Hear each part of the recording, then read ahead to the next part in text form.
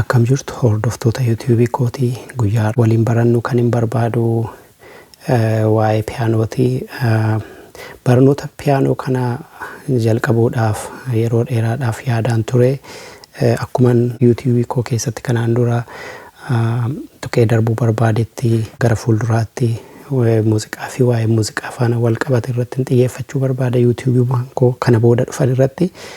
Egaa guyyaa har'aa kana namni tokko mana isaa keessatti karaa salphaa ta'een akkamitti akka kiiboordii baruu danda'u irratti dubbachuun barbaada. Namni tokko mana isaa keessatti piyaanoo yookiin kiiboordii taphachuu yoo barbaade iskeelii muuziqaa beekuutu sarra jira. Addunyaa kanarraa iskeelii muuziqaa saditu jira. Isaanis kiroomatikii, Diatonic akkasumas immoo Pentaatonic warra jedhamanii kaawwamanidha. Egaa biyyi keenya muuziqeessitoonni biyya keessa jiran namoonni profeshiiniidhaan taphatan gosoota iskeelii muuziqaa kana sadan beekuun dirqama. Hundumatti fayyadamna jechuu miti. Biyyoonni addunyaa kanarra jiran iskeelii muuziqaa mataa isaanii qabu. Fakkeenyaaf yoo fudhanne biyyoonni akka Jaapaan, Kooriyaa, Eeshiyaa warra Diatonic fayyadamu. Akkasumas biyyi keenyas immoo taphattoonni meeshaa muuziqaa taphatan Pentaatonic fayyadamu. Iskeeliiwwan kana akkaataa akkamiin kaa'uu dandeenya isa jedhu gabaabaadhumatti isinitti argisiisuun barbaada. Akkuman duraan jedhee iskeeliin muuziqaa saditu jiru jedheera. Isaanis inni tokkoffaan kiroomatik iskeel jedhama.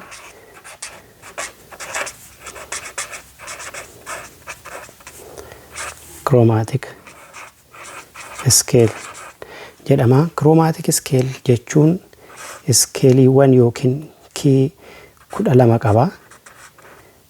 Isaan kun 12 jedhamanii warri kaawwaman kun iddoo lamatti qoodamu. Akkuma amma piyaanoo keenya irraa ilaallutti fuulduratti namni siruma waa'ee muuziqaa hin beekne tokko salphaadhumatti kan inni argu bantuuwwan gosti lamaan kun adii fi gurraacha iddoo kanatti akka ilaallutti. Kanaafuu warri adii fi gurraachi kun walitti ida'amanii 12 ta'uu jechaadha. Isaan kiroomatikiin iddoo lamatti qoonnee ilaaluu dandeenya. A fi baa jennee isaanis black key warra yookiin immoo bantuu gurraacha warra jennu akkasumas white key jennee yookiin immoo bantuuwwan warra adii jennee fudhanna. Warri gurraacha black key warri jennu 5 akkasumas white key warri jennu immoo 7. Egaa isaan kanarraa uumama kiroomatikiin. Isaan kana yeroo keenyu yeroo hundumaa ka'umsi keenya bantuu giddu galeessa yookiin immoo seentiraal kii jennee fudhanna. Seentiraal kiin inni jennu kun iddoo kanatti amma adda ta'eeti kan inni warra kaanirraa as keewwame. Siin xiqqaatee baay'ee qubee xiqqaadhaan yoo mul'ate hin beeku viidiyoo irratti qubee xiqqaadhaan keewwame iddoo kanatti. Ka'umsi keenya yeroo piyaanoos ta'e kiiboordii taphannu iddoo kanaa ka'a jechuudha. Seentiraal kiirraa kaana. Kanaafuu yeroo hundumaa seentiraal kiirraa kaana yoo ta'e jalqabni keenya yookiin ka'umsi keenya seentiraal kii yookiin immoo bantuu ishee giddu galeessaa taati jechuudha. Kanaafuu isarraa kaanee yoo lakkoofne iddoo C taanee inni dhufu C sharpii ta'a jechuudha. Sharpii jennee warri fudhannu warra black yookiin immoo bantuuwwan gurraacha warran jedhee kaa'edha. Ittaanee kan dhufu iddoo kanatti D'dha. D'nis akkasuma sharpii qaba. Ittaanee kan dhufu qubee E'dha yookiin E'dha. Amma iddoo kanatti yoo ilaalle bantuun gurraachi jidduun jiru otoo jidduun hin jiraatiin darba jechuudha. Kanaafuu kallattumaan gara faatti yookiin F'tti darba. F keewwannaa asii gara kanatti innaa dhufnu F sharpii qabna. Akkasumas innaa ammasitti fufnee deemne kan ittaanee dhufu G'dha. G qabannee as olee yoo baane inni gurraachi G sharpii jedhama. Ittaanee A'tu dhufa. A'n akkasuma sharpii qaba. E sharpii jennaa. Ittaanee Ba'tu dhufa. Ittaanee akkuma duraan E fi F jidduutti yookiin immoo E fi F gidduu akkuma bantuun gurraachi hin jiraanne amma iddoo kanattis immoo bantuu gurraacha hin argannu kallattumaan C'aatti deebina jechuudha. Kanaafuu iddoo kanatti yoo lakkoofne C'aan 5tu jira. fakkeenyaaf kiiboordii kanarratti 5tu jira. Kiiboordiin kun abbaa bantuu 61ti. Abbaa bantuu 49, 61 fi 88 jedhameeti piyaanoon kan bantuudhaan gargar qoodamu. Kanaafuu inni kun 5 qaba jechuudha. Caa 5 qaba. Kanaafuu caa tokkoffaa, caa lammaffaa, caa sadaffaadha. Kuni si yookiin caa isa sadaffaa yoo ta'e inni dhumarratti dhaqnee dhaabannu immoo 5 qabna, oktaavii 5 qabna waan jenneefu inni dhumaa caa 6ffaa ta'uu danda'a jechuudha, yookiin immoo caa 5ffaa ta'uu danda'a jechuudha. Egaa kiroomaatiik iskeelii akka kanatti fidnee jechuudha. Isaan kun kiroomaatiik iskeeliidha jalqabaa kaasee amma dhumaatti jechuudha. Inni lammaffaa iskeeliin muuziqaa Diatonic iskeel jedhama. Diatonic iskeeliinis akkuma kanaa iskeelii mataa isaa danda'edha. Garuu Diatonic iskeel warri jennu kuni bantuu 7 qabu. Diyaa jechuun 7, muraasni diyaa jechuun, peentaa jechuun, kiroo jechuun maal akka ta'e beekna. Isaan kun eessarraa uumamu yoo jenne warra black key yookiin warra bantuu gurraacha warra jenne otoo hin dabalatiin, warra shaarpii qaban otoo hin dabalatiin warra ta'an jechuudha. Iddoo kanatti amma shaarpii kan hin qabne inni jalqabaa caadha, ittaanee daadha, ittaanee eedha, ittaanee faa, gaa, baa fi caa mataa isaa dabalata. Yeroo baay'ee caa kanaan caa isa jalqabaa yookiin 0 jennee fudhanna.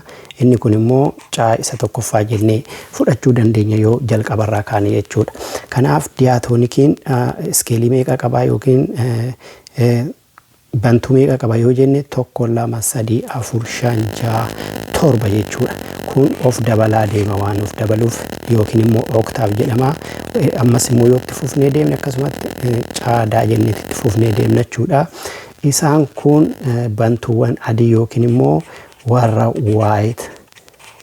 white key jennee warra fudhannu jechuudha. Warri white key kun asii yoo caa seentarirraa yookiin caa giddu galarraa yookaan lakkoofne 1, 2, 3, 4, 5, 6, 7 jenneerraa caan mataa isaa innaa of dabalu oktaavii 1 ta'a jechuudha. Kiiboordiin kun oktaavii walumaa galatti oktaavii 5 qaba. Caa tokkoffaadha amma lammaffaatti 1, caa lammaffaa amma sadaffaatti 2, sadaffaadha amma arfaffaatti 3, 4, 5 jechuudha. Kanaafuu kiiboordiin kun fakkeenyaaf abbaa bantuu 61 isiniin jedheeraa oktaavii 5 qaba yookiin immoo oktaaf jechuun sagalee 8 iddoo gargar yoo qoonne jechuudha. Sadaffaan peentaa jechuun 5 jechuudha. Peentaa toonik iskeel jedhama. Pentaatonic iskeeliin immoo kan inni uumamu Diatonic irraa. Akkuma duraan kiroomaatiik irraa Diatonikii uumne maal gochuudhaan warra bantuuwwan gurraacha yookiin mallattoo shaarpii warra qaban warra mallattoo shaarpii jedhamti kun bilbila keenya hundumarra jirti. Mallattoon kuni faayidaa qabdi, mataa ishii qabdi jechuudha. Kiiboordii keessattis akkasumatti yookiin immoo bantuu warra gurraacha yookiin bilaakii bakka buuti mallattoon kuni. Iddoo kanarrattis kun yoo ilaaltan kiiboordii keenya irratti shaarp ta'eeti kan inni ol keewwame jechuudha. Kanaafuu isaan keessaa hambisneeti Diatonikiin kan uumame. Amma immoo Pentaatonikii uumuudhaaf sagalee isa arfaffaa fi sagalee isa torbaffaa gaafa keessaa baasnu maal argannaa? Pentaatonikii arganna. Yeroo isaan sagalee kana lamaan keessaa baasne maal ta'a jechuudha? Caa, daa, e, gaa, aa fi deebi'ee caa mataa dhumsaatii kun caa duwwaa yoo jenne kun immoo caa tokkoffaa ta'a jechuudha. Egaa muuziqaan addunyaa keenya gubbaarratti taphatamu bantuunsaa warra kana. Warri bu'uura ta'an yookiin immoo warri muuziqaa taphachuudhaaf hundee ta'an isaan kana duwwaadha jechuudha. Iskeeliidhuma kana qo'achaa turraa namoonni fedhii qabdan viidiyoo kana paawuzii gootanii yookiin dhaabdanii barreeffama kana barreeffatanii qophooftanii na duukaa bu'uu dandeessu. Waan na wajjin turtaniif galatoomaa. Viidiyoo kutaa lammaffaa barnoota kanarratti immoo akkaataa kamiin quba keenyaanoo asirratti taphachuu dandeenya isa jedhu warra ammasitti goone kan akkaataa kamiin gargar baasnee taphannaa akkamitti muuziqaa jalqabaa yookiin sagalee jalqabaa uumna isa jedhu viidiyoo biraatiin walitti deebinaa. Waan na wajjin turtaniif galatoomaa. Yeroo gaarii qabaadhaa. Baay'een sin jaaladhaa. Baay baay.